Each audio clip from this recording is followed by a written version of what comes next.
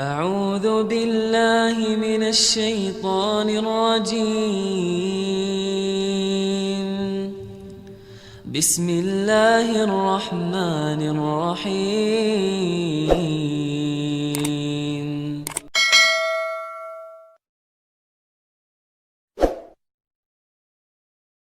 ورحمة الله وبركاته. وعليكم السلام. بسم الله الرحمن الرحيم. إن الحمد لله نحمده ونستعينه ونستغفره ونعوذ بالله من شرور أنفسنا ومن سيئات أعمالنا. من يهد الله فلا مضل له ومن يضلله فلا هادي له. وأشهد أن لا إله إلا الله وحده لا شريك له وأشهد أن محمدا عبده ورسوله وصفيه وخليله. اللهم صل وسلم على سيدنا محمد وعلى آله وصحبه وسلم تسليما كثيرا. أما بعد، أيها الإخوة الأحبة، أوصيكم نفسي بتقوى الله عز وجل. قال فاز من اتقى. فتزودوا فإن خير الزاد التقوى. Ikhwani ahibati fillah, alhamdulillah, segala puji dan syukur kita aturkan hadirat Allah Subhanahu wa taala atas segala nikmatnya dan karunia-Nya. Pada sore hari ini tanggal 11 Muharram daripada tahun 1440 Hijriah, 42 Hijriah, bertepatan dengan 30 Agustus 2022, kita dapat kembali bertatap muka bersilaturahim untuk mengkaji kitab mulia, yaitu kitab Asy-Syama'il Al-Muhammadiyah, ta'lif atau karangan Al-Imam Al-Akbar Al-Azim Abu Isa At-Tirmidzi rahimahullah ta'ala. Kemudian salawat dan salam kita aturkan hadirat Nabi kita Muhammad sallallahu alaihi wasallam, Nabi yang kita cintai, yang kita dambakan kita bertemu dengan beliau. Dia berharap dapat menghidupkan sunnah-sunnah beliau dalam kehidupan kita. Mudah-mudahan kita mendapatkan syafaat Rasulullah sallallahu alaihi wasallam. Mudah-mudahan kita mendapatkan sabda Rasul sallallahu alaihi wasallam, "Nattarallahu ra'an sami'a maqalati fa'aw'aha fa'addaha kama sami'aha." Semoga Allah memberikan cahaya kepada seseorang yang mendengar hadisku, ya Nabi sallallahu alaihi wasallam, kemudian dia sampaikan kepada orang lain. Mudah-mudahan dengan kajian kita ini tidak hanya kita mengkaji, mendengar sampai di diri kita, tapi insya Allah kita dapat sebarkan sunnah daripada sunnah Rasul sallallahu alaihi wasallam ini. Mudah-mudahan dunia ini menjadi keberkahan dengan hadirnya sunnah-sunnah Rasul sallallahu alaihi wasallam, sebagaimana keberkahan dirasakan oleh sahabat Nabi radhiyallahu anhum arba'ah. Kata Sayyidina Abu Dawud As-Sajistani, beliau berkata terhadap kitab beliau, barang siapa memiliki kitabku As-Sunan, maka sesungguhnya dia telah menghadirkan Rasulullah sallallahu alaihi wasallam di rumahnya.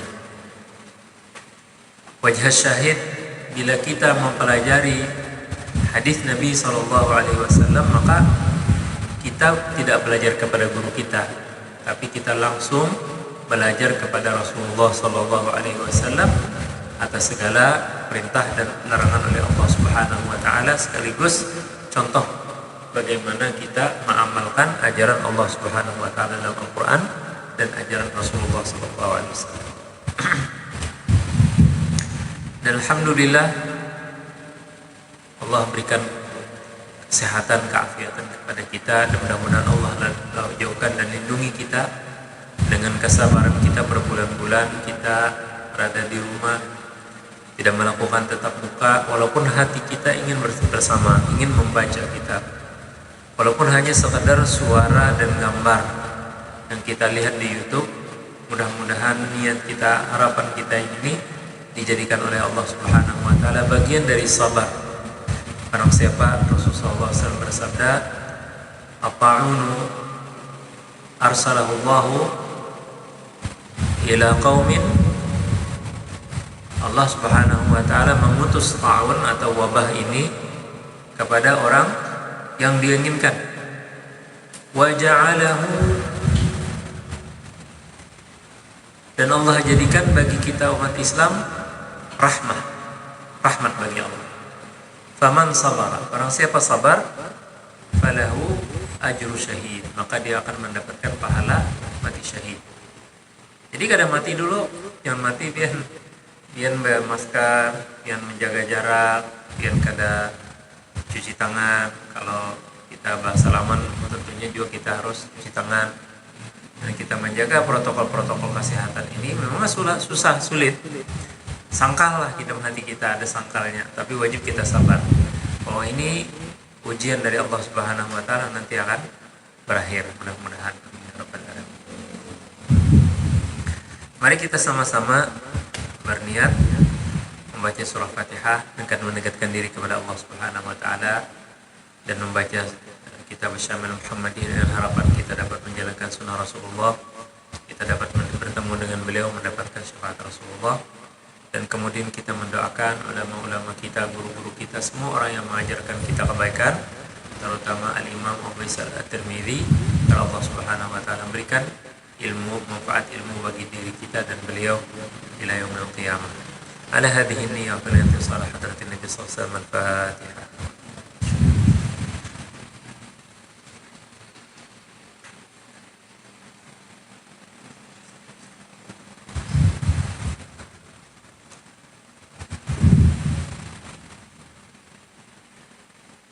Kajian kita sampai pada bab ke-52, yaitu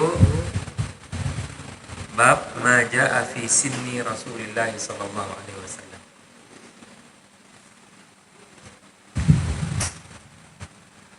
Qala al-Imam Abu Isa Tirmidzi rahimahullahu taala, nafa'ana wa iyyakum bi'ulumin fid dharain. باب ما جاء في سن رسول الله صلى الله عليه وسلم. قال حدثنا أحمد بن منيع قال حدثنا روح بن عبادة قال حدثنا زكريا بن إسحاق قال حدثنا عمرو بن دينار عن ابن عباس رضي الله عنهما قال مكث النبي صلى الله عليه وسلم بمكة 13 سنة يوحى إليه وبالمدينة 10 وتوفي وهو ابن 63. Ibnu Abbas radhiyallahu anhuma berkata, Nabi Muhammad sallallahu alaihi wasallam tinggal di Mekah setelah menjadi rasul 13 tahun. Di sana beliau mendapat wahyu. Di Madinah 10 tahun.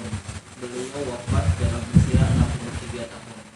وقال حدثنا محمد بن بشار قال حدثنا محمد بن جعفر عن شعبة عن أبي إسحاق عن عامر بن سعد عن جرير عن معاوية أنه سمعه يخطب قال مات رسول الله صلى الله عليه وسلم وهو ابن 63 وأبو بكر عمر وأنا ابن 63.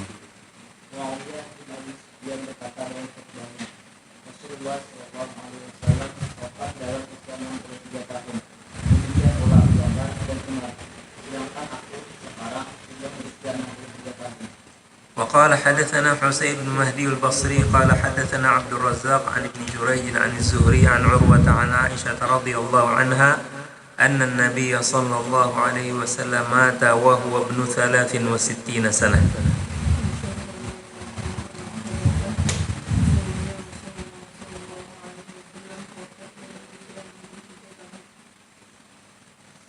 وقال حدثنا أحمد بن منيع ويعقوب بن إبراهيم الدورقي قال حدثنا إسماعيل بن علية عن خالد الحذاء حدثني عمار مولى بني هاشم قال سمعت ابن عباس رضي الله عنهما يقول توفي رسول الله صلى الله عليه وسلم وهو ابن 65.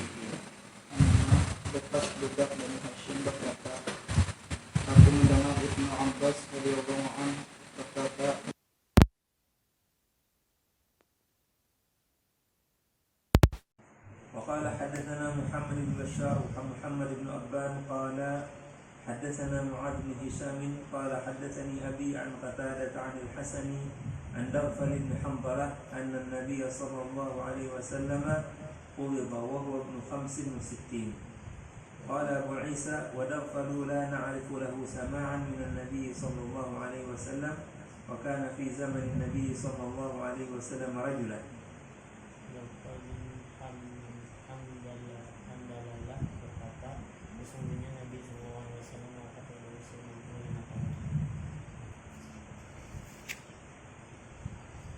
وقال حدثنا إسحاق بن موسى الأنصاري قال حدثنا معمر قال حدثنا مالك بن أنس عن ربيعة بن أبي عبد الرحمن عن أنس بن مالك أنه سمعه يقول كان رسول الله صلى الله عليه وسلم ليس بالطويل البائن ولا بالقصير ولا بالأبيض الأبحر ولا بالآدم ولا بالجعد القطر ولا بالصبر بعثه الله تعالى على رأس 40 سنة فأقام بمكة 10 سنين وبالمدينة 10 سنين وتوفاه الله تعالى على رأس 60 سنة وليس في رأسه ولحيته 20 شعرة بيضاء. Anas bin Malik radhiyallahu anhu berkata, Rasulullah SAW tidaklah terlalu tinggi dan tidak pula pendek kulitnya, tidaklah putih bule, tidak pula hitam, rambutnya tidak keriting, bergulung dan tidak pula lurus kaku. Beliau diangkat Allah Subhanahu wa taala menjadi rasul dalam usia 40 tahun. Beliau tinggal di Makkah sebagai rasul 10 tahun dan di Madinah 10 tahun. Dan Allah Subhanahu wa taala mewafatkannya pada usia 60 tahun. Pada kepala dan jenggotnya tidak terdapat sampai 20 lembar rambut yang berwarna putih. وقال حدثنا قتيبة بن سعيد عن مالك بن ناس عن ربيعة بن أبي عبد الرحمن عن أنس بن مالك نحوه. Jadi dari hadis-hadis ini, dari riwayat ini kita ada menemukan dua riwayat yang berbeda. Yang pertama menyebutnya 63 tahun. Sedangkan yang kedua menyatakan 65 tahun. Sedangkan yang terakhir 60 tahun. Yang menyatakan 60 tahun, yang terakhir hadis terakhir itu riwayat relatif namanya. Karena para ulama atau para sahabat, para ulama pada dahulu mereka tidak ada yang bisa menghitung secara tepat. Seperti sekarang ini ada hitungan kalender. Nah, sedangkan yang riwayat, jadi beliau menyebut 10 tahun di Mekah, 10 tahun di Madinah, usia 40 tahun berarti 60 tahun sudah selesai. Jadi tidak merinci. Tapi riwayat yang mengatakan 65 itu riwayatnya ada dhaifnya sedikit, karena sini Sayyidina Abu Isa At-Tirmidzi menyatakan bahwa Daghfal bin Hanzalah itu tidak ada riwayat hadis. Tidak ada riwayat hadis. Nah, itu dalam istilah ilmu hadis namanya majhul. Ya, jadi karena riwayat hadisnya cuma satu. Ya. Dimasuk dalam riwayat majhul ain. Ada majhul hal, ada majhul ain. Majhul hal itu hanya punya riwayat satu hadis. Kalau majhul hal ada riwayat dua hadis tapi juga tidak dikenal oleh perawi hadis. Nah, jadi beliau yang Daghfal bin Hanzalah ini Sayyidina Abu Isa At-Tirmidzi, Imam At-Tirmidzi ini orangnya ahli kritikus hadis, disebut al-jarh wa ta'dil. Sekaligus beliau ahli di bidang al-ilal. Hadis al-ilal ini lebih halus lagi. Jadi kalau hadis itu cacat, kalau ulama pada umumnya menganggap itu sahih. Tapi kalau beliau ini bisa meneliti lebih dalam lagi, mengetahui ini ada cacatnya. Makanya disebut illah. Sambil mengingatkan pian atau juga sekaligus belajarlah, yang belajar ilmu hadis. Hadis kriteria hadis sahih itu syaratnya adalah ma udhifa ila Nabi sallallahu alaihi wasallam min qaulin aw fi'lin aw taqririn. Ma usnida ila Nabi sallallahu alaihi wasallam min qaulin aw fi'lin aw taqririn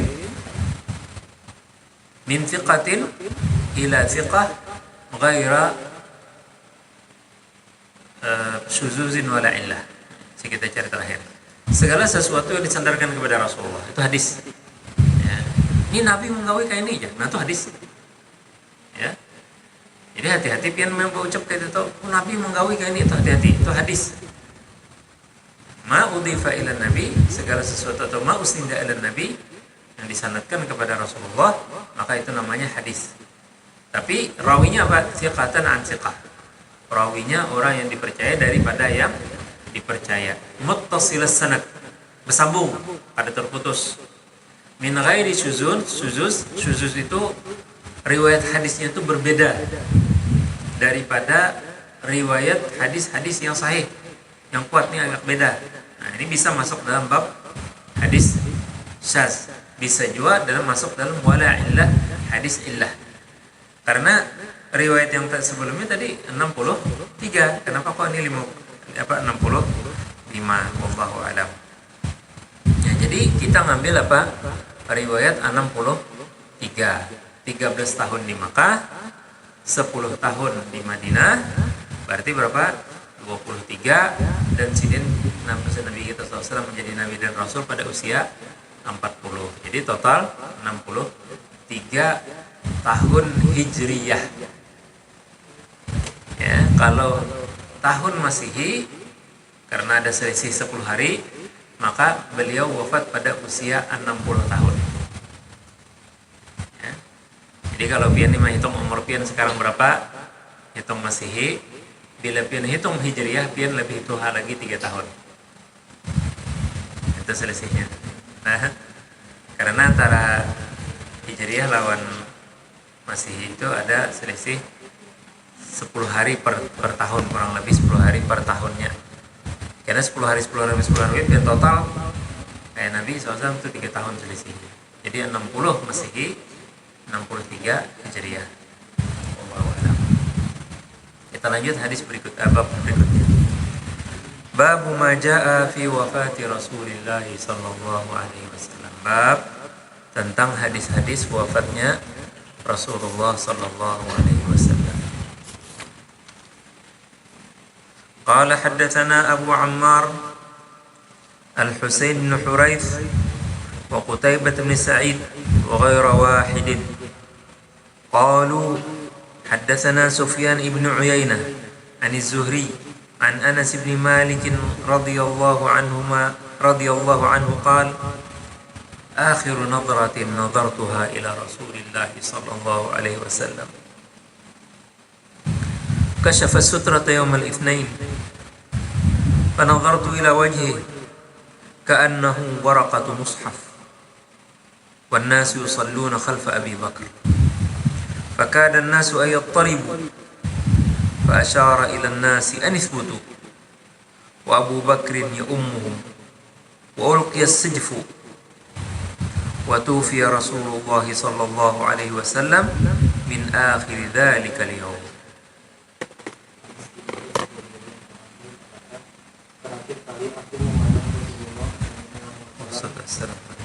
Yaitu tatkala tirai kamarnya dibuka pada hari Senin, aku memandang wajahnya bagaikan kertas mushaf dalam keelokan dan kebersihannya.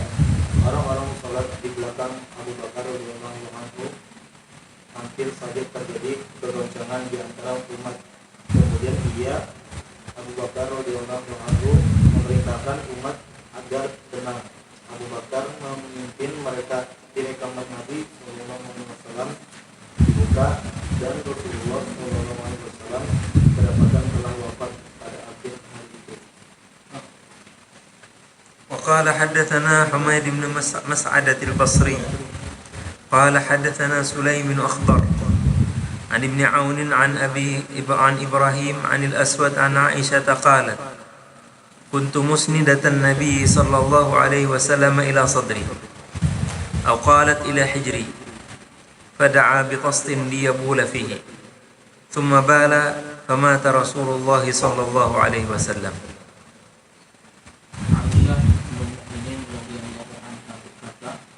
Aku menyandarkan Nabi Sallallahu Alaihi Wasallam ke dadaku, atau perawi Abu ia berkata pangkuanku. Kemudian beliau minta diambilkan ispot untuk buang air kecil. Beliau buang air kecil pada ispot itu, setelah itu beliau wafat. وقال حدثنا قتيبة قال حدثنا الليث عن ابن هاد عن موسى بن سرجس عن القاسم بن محمد عن عائشة رضي الله عنها أنها قالت رأيت رسول الله صلى الله عليه وسلم وهو بالموت وعنده قدح فيه ماء وهو يدخل يده في القدح ثم يمسح وجهه بالماء ثم يقول اللهم عني على منكرات أو قال على سكرات الموت.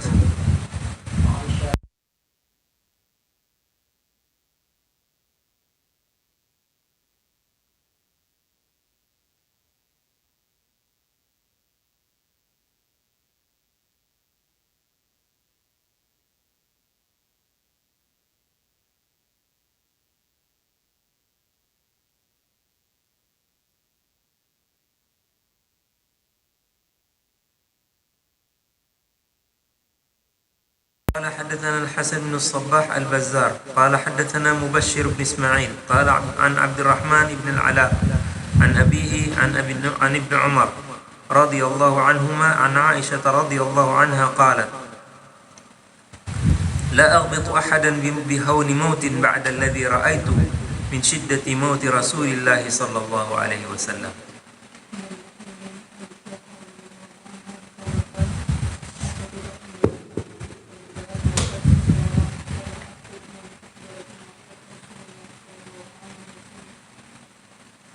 قال أبو عيسى سألت أبا زرعة فقلت له من عبد الرحمن بن العلاء هذا؟ فقال هو عبد الرحمن بن العلاء بن اللجاج.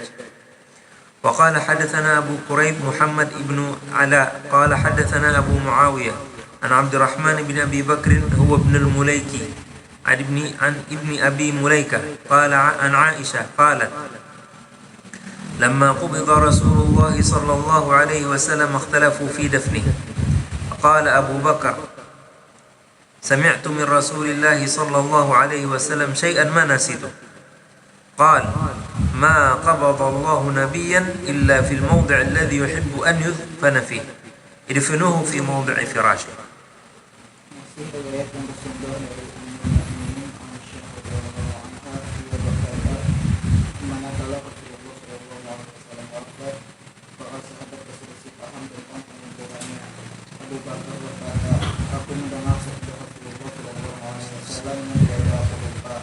Beliau bersabda, Allah Subhanahu wa Ta'ala tidak mewafatkan seorang nabi melainkan beliau dikurung pada tempat yang hari disenanginya. Oleh sebab itu kumpulkanlah beliau pada tempat tidurnya. وقال حدثنا محمد بن بشار وعباس بن العنبري وسوار بن عبد الله وغير واحد قالوا أنبأنا يحيى بن سعيد atau أخبرنا يحيى بن سعيد عن سفيان الثوري عن موسى بن أبي عائشة عن عبيد الله بن عبد الله بن عباس وعائشة رضي الله عنهم أن أبا بكر قبل النبي صلى الله عليه وسلم بعدما مات.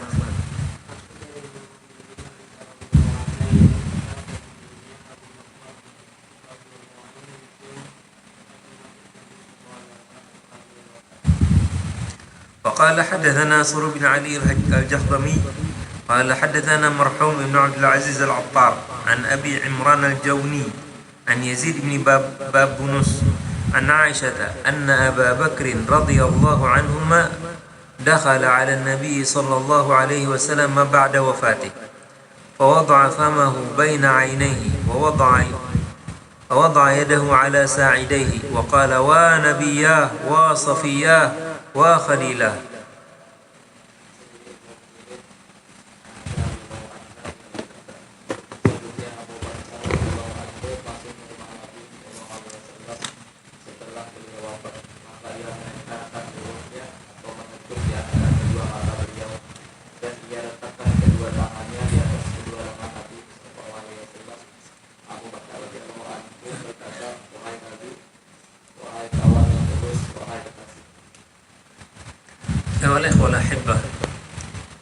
Nabi kita Muhammad sallallahu alaihi wasallam berjuang 13 tahun di Mekah.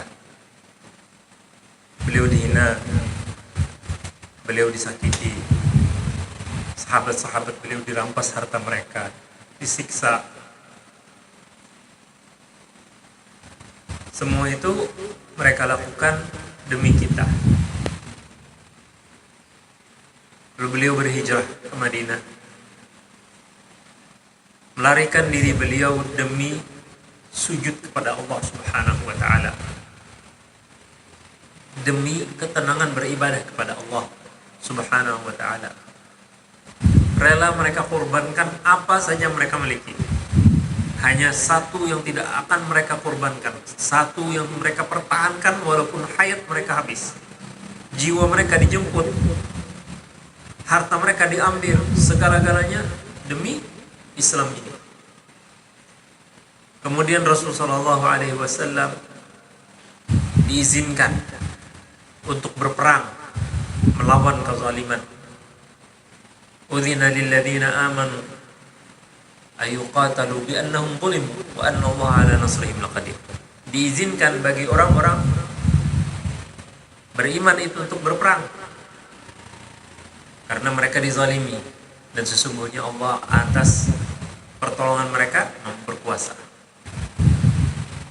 Perjuangan demi perjuangan, peperangan demi peperangan, bukanlah Islam ini berambisi seperti penjajah-penjajah yang menuduh Rasulullah itu menyebarkan Islam ini dengan peperangan dengan pedang. Tapi karena musuh-musuh beliau ingin menghabisi beliau. Dan perang yang terbesar diserang orang-orang Madinah yang hanya berjumlah 3.000 orang. Yang diharapkan pada saat itu sekutu orang-orang Yahudi, dua suku yang bisa membantu, menolong, justru mereka khianat, berpaling ikut dengan Al-Ahzab. Al-Ahzab itu bukan hanya orang kafir Quraisy yang menyerang, tapi suku-suku di sekitar Madinah ikut gabung bersama orang-orang Yahudi, gabung untuk menghabisi umat Islam. Dan wajarlah Rasulullah SAW berdoa. Dalam riwayah beliau berdoa di atas bukit As-Sal' yang sekarang ini ada masjid namanya Masjidil Fatih. Mulai hari Senin, Selasa, Rabu. Dan ketika beliau salat antara zuhur dan asar, sidin berdoa, Allah Subhanahu wa taala utus Jibril untuk menyampaikan bahwa Allah Subhanahu wa taala kirim malaikat-malaikat 5,000 minal malaikati murdifin. 5.000 malaikat sudah disiapkan oleh Allah untuk membantu kaum muslimin. Kenapa?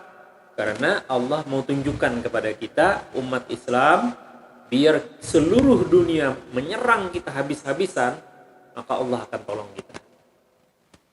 Malaikat itu cuma cukup satu sebenarnya dikirim Allah Ta'ala, udah dapat dilibas.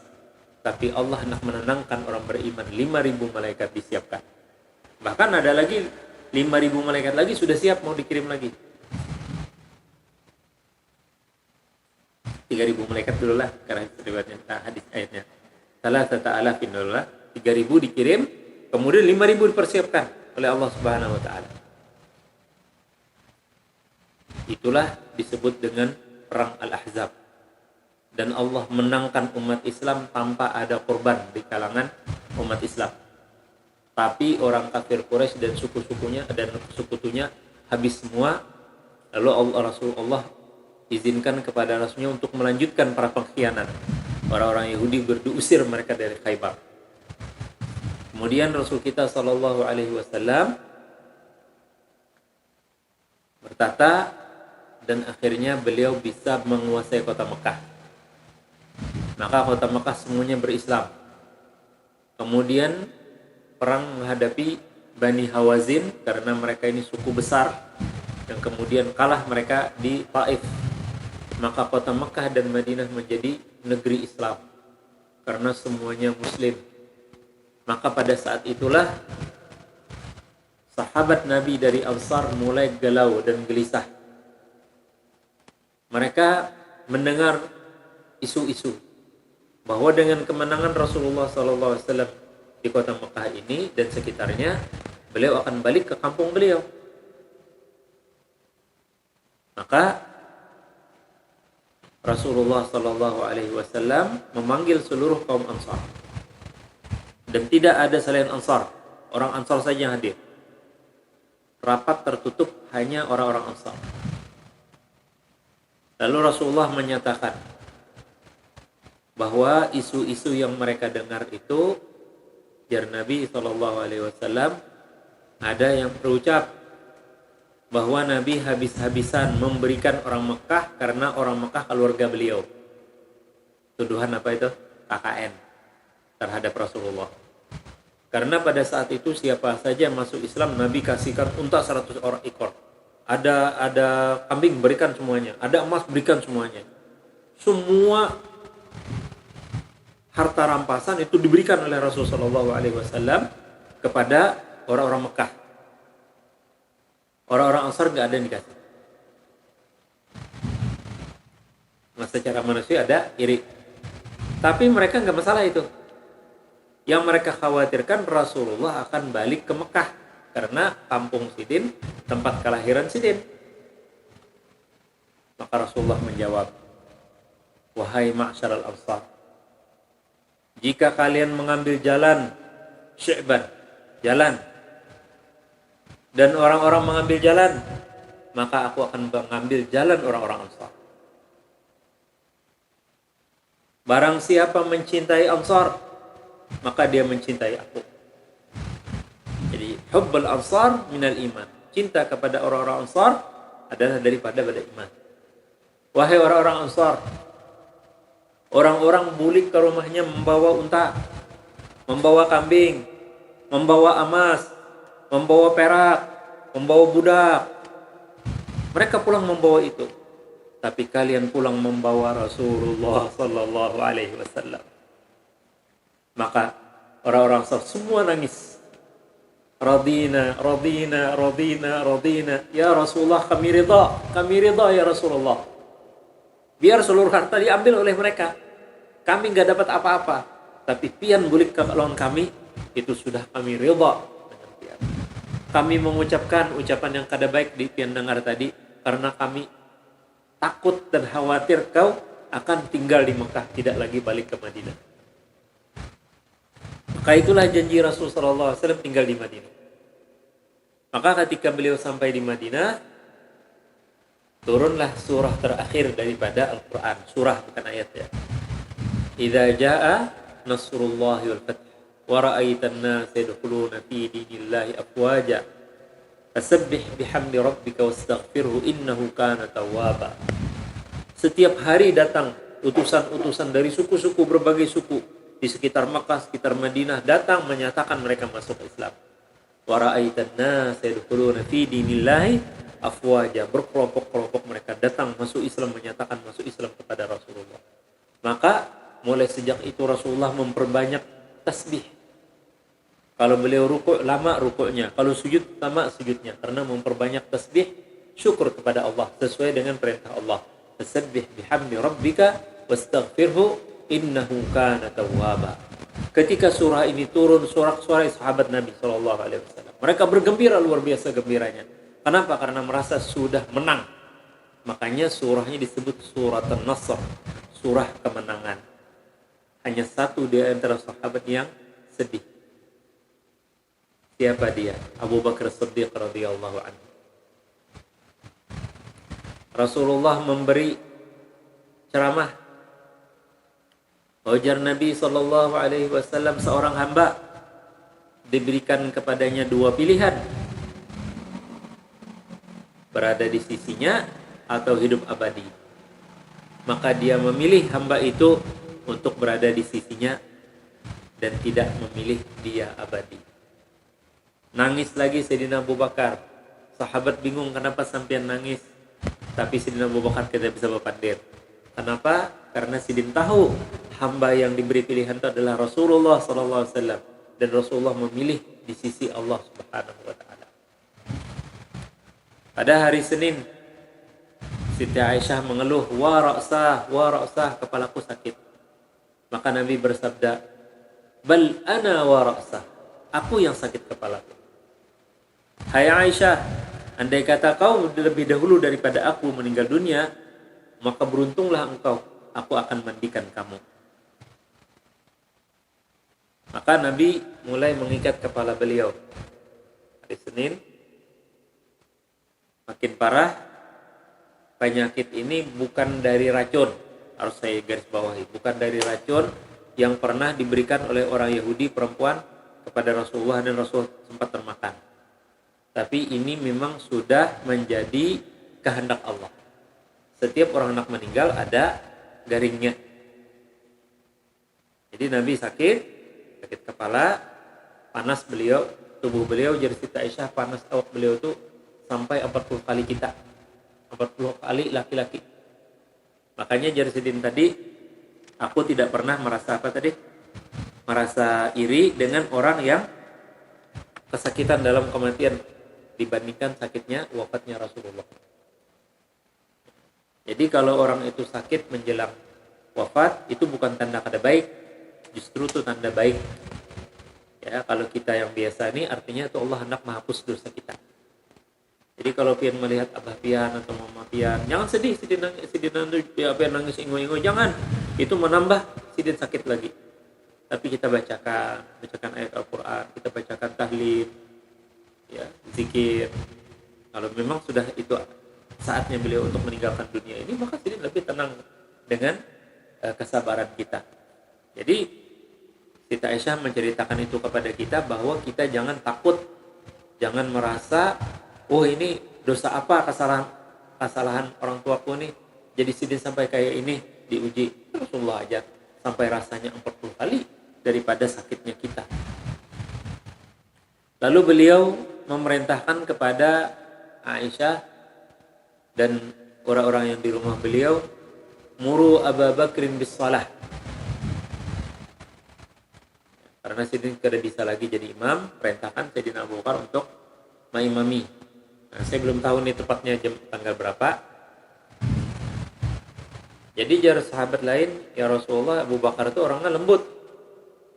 Bila menggantikan pian jadi imam, nangisan bertahan. Nangis Sidin, nangisan bertahan. Bila Sayyidina Abu Bakar nangis, berarti sahabat akan ikut nangis. Jar Nabi, muru Abu Bakrin bis salah. Perintahkan Sayyidina Abu Bakar untuk jadi imam. Maka hadis Sayyidina Anas bin Malik tadi. Ini ketika salat subuh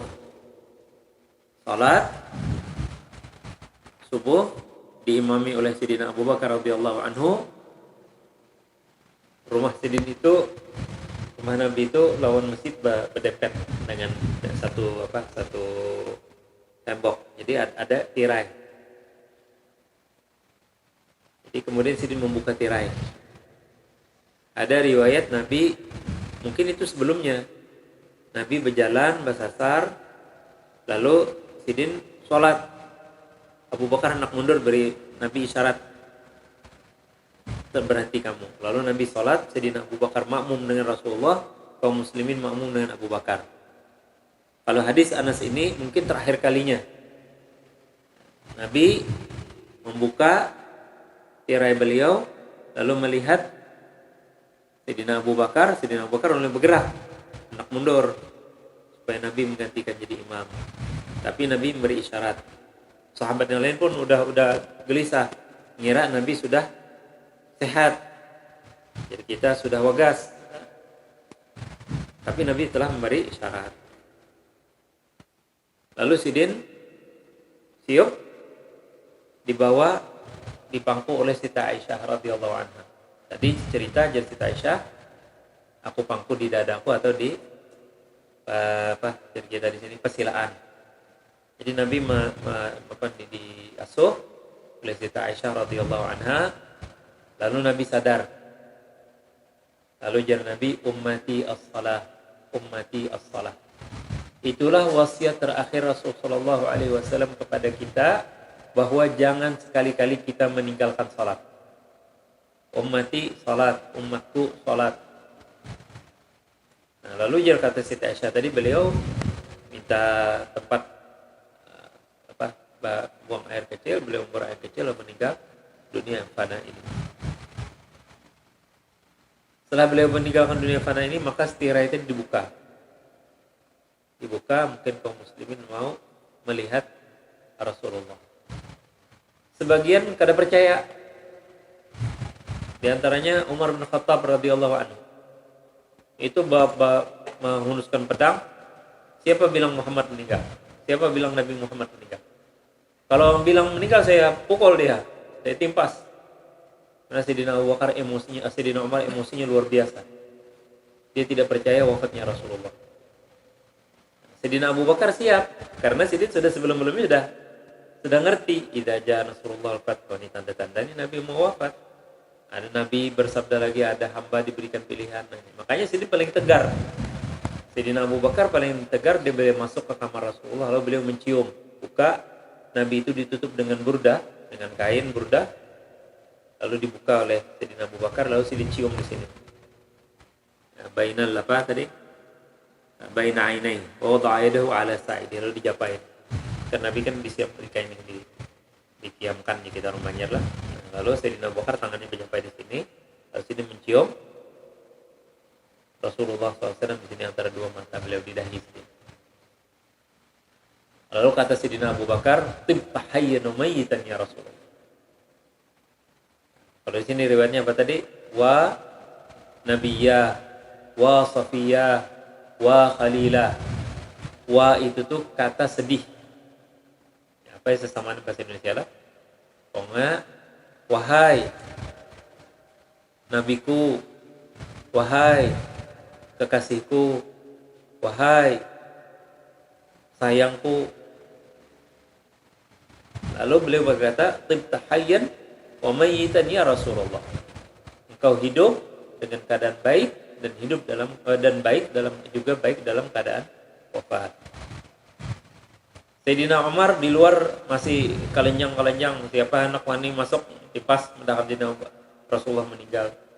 Terus Sayyidina Abu Bakar keluar, lalu beliau baca hamdalah, baca salawat kepada Nabi, lalu Sayyidina membaca ayat, maka Muhammadun illa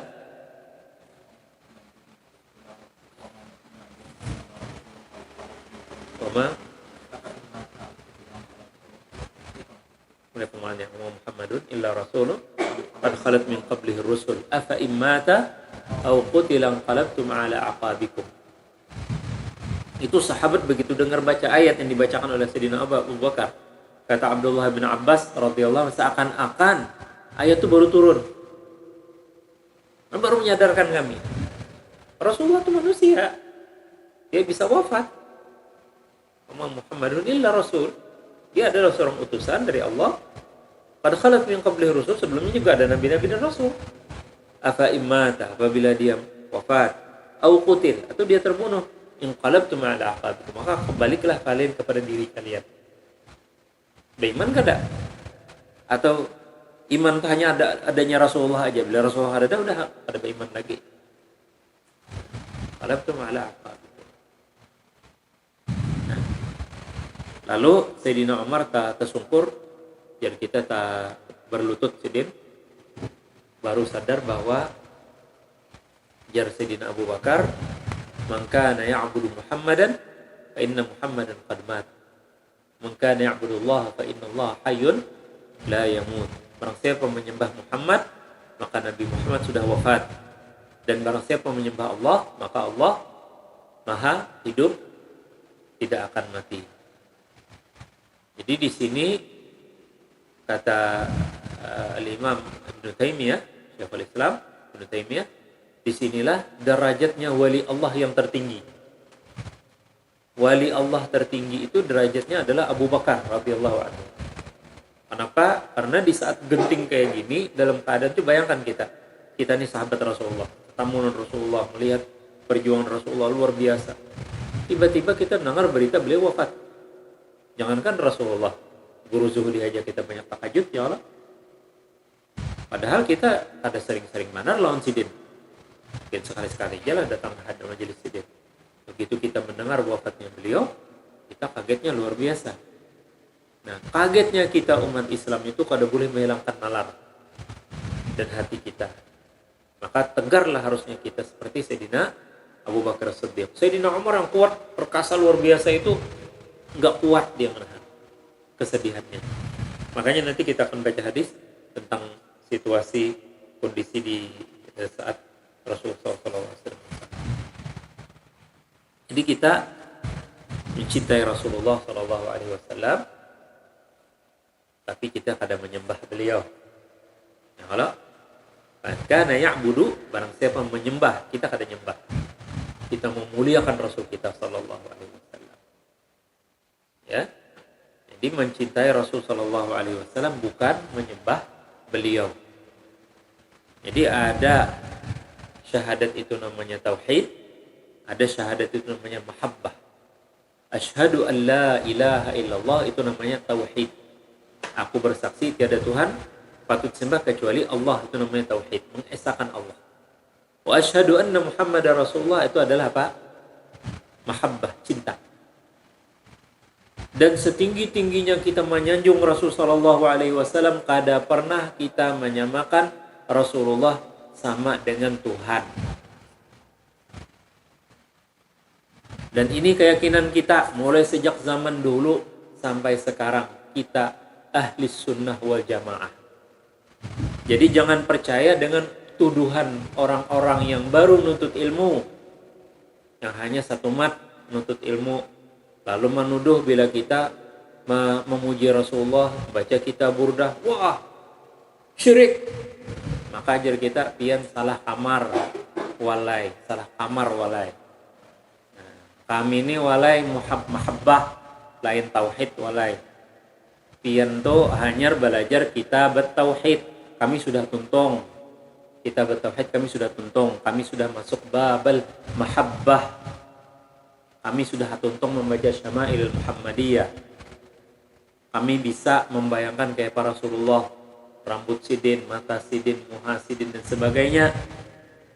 Kalau kami ini syirik, jerkam tadi, maka kami ulah patung, kami ulah gambar.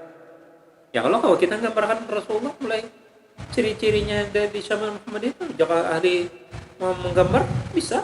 Kayak apa rambut sidin, kayak apa mata sidin, kayak apa muntung sidin, kalau kita kayak apa tinggi postur tubuh sidin. Tapi adalah kita mau gambar Rasulullah. Ada. Kenapa? Karena itu mahabbah Rasulullah SAW. Karena cinta itu bila digambar justru kada baik. Yang ada. Cinta itu kalau digambar tampil kada tentu.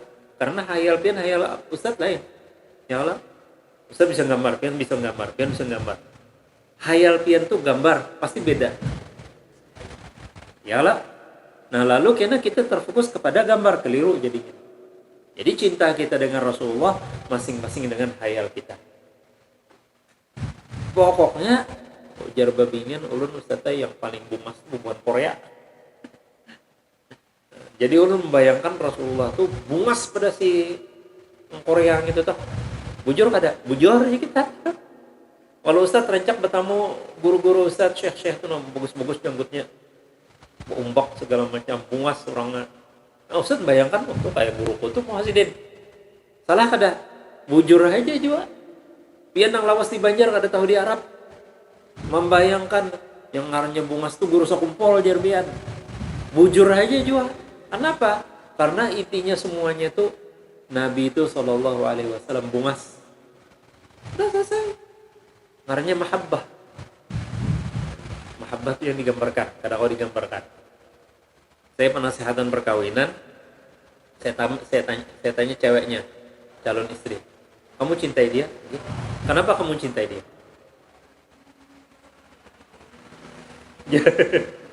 Yang lelaki ini malah bingung.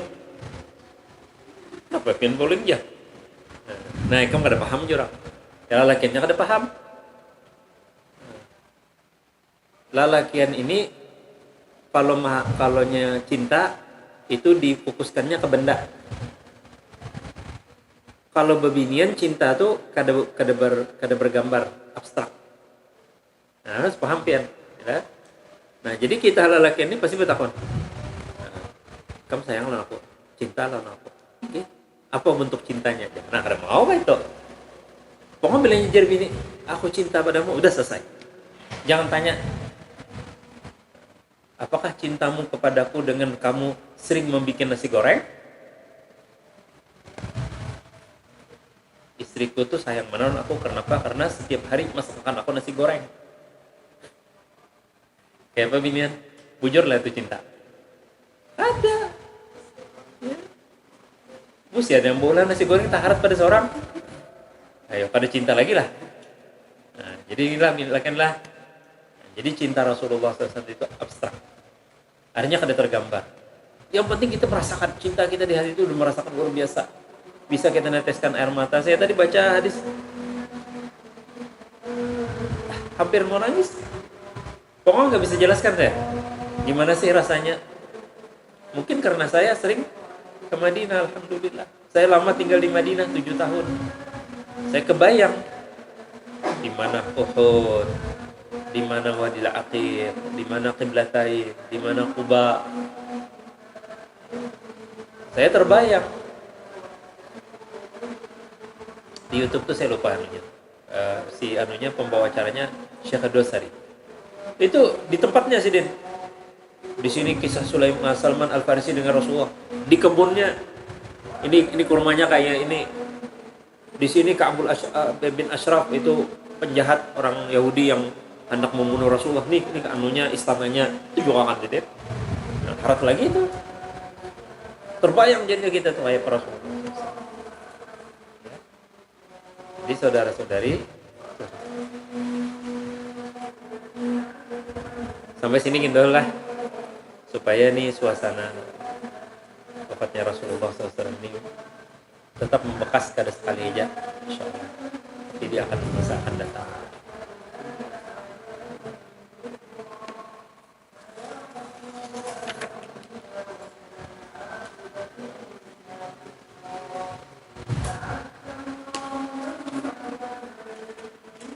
Ada sebuah pertanyaan menanyakan, kenapa kalian itu merayakan lahirnya Rasulullah tapi tidak merayakan wafatnya Rasulullah? Padahal wafatnya itu sama hari Senin 12 Rabiul Awal. Coba jawaban biar. Maka jawaban kita bongolnya adalah orang memperingat